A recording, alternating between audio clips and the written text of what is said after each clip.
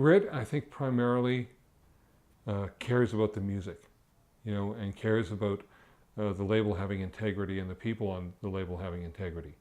And so the contracts for the company are unusual in that they're brief, they're to the point, and that they're to everybody's advantage.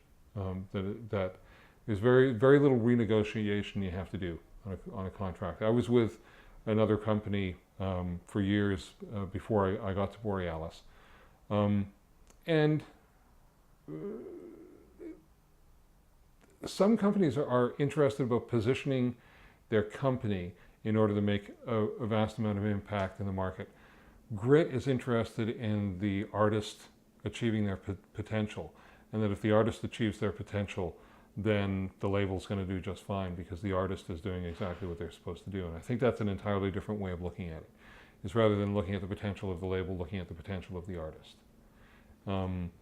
They certainly take a great deal of care in terms of the way that they market, but they've also, because Grit and Bill have such wide connections in the music industry as a whole, and because they're respected as players, not in the sense of like market players, but in the sense of being actual musicians, that I think they're treated with a certain amount of respect that some other labels might not be treated with, because the people know where the music's coming from when it's coming from Borealis, and I like the fact that they are proudly and unabashedly about folk music, because again, there's a lot of people who try and hide folk, or try and sort of shove folk down into a category, and to have a sort of a category down here, or try to get you not to be folk. We don't. You can be folk, but just don't say you're folk. Like don't tell anybody you're folk.